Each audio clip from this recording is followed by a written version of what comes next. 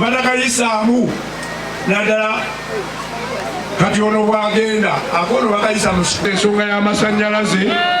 nkubiddewo essimu kubanga nze wabaddewo ankolako eri saidi eno wansi batuuze bafudde bali bangi nnyo abasinga okukola police station yawo eyekakoola tweyanza nnyo tweyanzeege mukama katonda abankuumire tutandikira ku jjuma ono yeyanjula abulire n'amanya ge alonda abantu abatambulira awamu ebintu bikola ki naye buli wemulonda alaba munne nga mujjawe teri kigenda muki oguluka guno nga mupata akalulu aka ampuleera esalina kadi ya ampuleera buli wolaba ampuleera nti tetukoowa ayisa abasajja our power NUP anze mwanjazi Ismail akansala omuka guno ogwekyabakadde ate nali kansala abavubuka ekisanja kiri ekyawuga 2016 paka 2 ensomesa abaana okukanika ku bwereere okubajja ku bwereere okuzimba ku bwereere enviiri ku bwereere okutimba ku bwereere okutunga ekyalaani ku bwereere kati okumala emyaka 10 n'emeka era naye osanzeyo be nasomesa nga nkyali mmeeya ebyo bisoboka abaana baffe ne bafuna emiki abakyala ne bakola emirimu kuba nabagamba ne bobeera ku lubalaza siba enviiri oba tolina andi draya bwosibye muleete mumusana kamwokyeko nga kati bwekatwokya era ogenda okulaba tobeera kyekiki siba penso omuvubuka gayiga okanika booda akusomeseza emyezi 6 naye sibasuza abavubuka badde nsuza bawala naye kati n'ekifo kiyinza obutakola ki obutamala naye ojja n'osoma naye kati ekyomukisa omulungi ngenda bireeta mu bitundu byammwe magombola ku maki omuntu asobola okubaako kyayiga nekyakola tiwali adawuti nga busobozi bwa muyanja bwe nabeera meeya nali pulezidenti w'abameeya bwe mbaddeko omubaka mbadde sentebe w'ababaka bonna mu Buganda era ebyokuyamba abantu nga mbikola emidaala abantu basimba emidaala nga talinawo na kapito nosangawo ennyanya za emiteeka emeka kati nga guno kapito waago nze ngaamanya okubala gwa mitwalo kati 2 naye bw'omuteekamu 8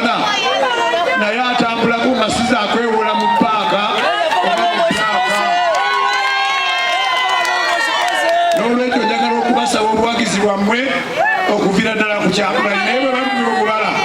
waggulu Kyagulanyi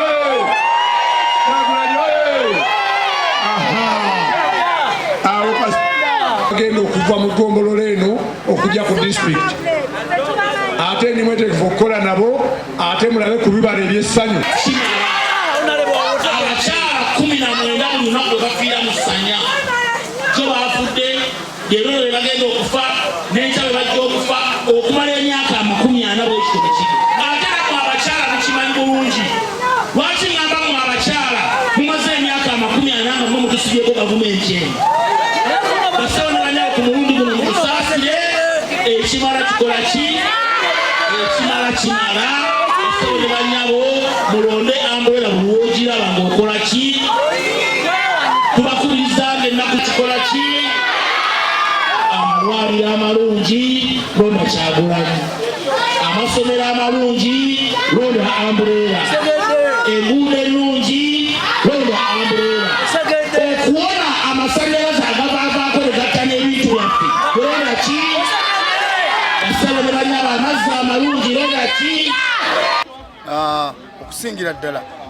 bwe tuba nga tuyiseemu ne kyamaani waffe Muyanja Ssenyonga nga kyawedde dda essira tulitadde nnyo kulaba nti akakiiko akagaba emirimu bannakyampisi bafune emirimu Muyanja Ssenyonga engeri gyategeera ennyo ku gavumenti ng'amaze okulayira tumusaba atulondera akakiiko akagaba emirimu oba oliawo ne bannakyampisi bafune ku mirimu ku disitulikiti eyo kubanga abantu bangi nnyo balina abaana basomye awo mu bufunze wensinze nnyo okuteeka essirawo ekirala nga nnondola n'ebintu bya gavumenti tugeze okusookera ddala nebaza olw'ekisa kya Katonda kampeyini zino bukyanga zitandika tufunyemu okusomozebwa okwenjawulo abantu baffe okufuna ebizibu ebyenjawulo naye tugezaako era okulaba nti tulemezaamu ku disitulikiti eyo ekisanja kino. Kampeyini zange kwezitambulizza kwe kugusa ebyo ebimu bye twateeka mu bajeti eno tugeze okusingira ddala enguudo nga waliwo enguudo tulize mbadde nkolako nga nzitwala mu kanso ne tuziteeseza okulaba nga zirimibwa naye ate tweyongeddeko n'enguudo ku luno ezayitiridde eziva ku mutendera gw'eggombolola ne nzitwala mu kanso. N'olwekyo omulamwa gw'ekisanja kino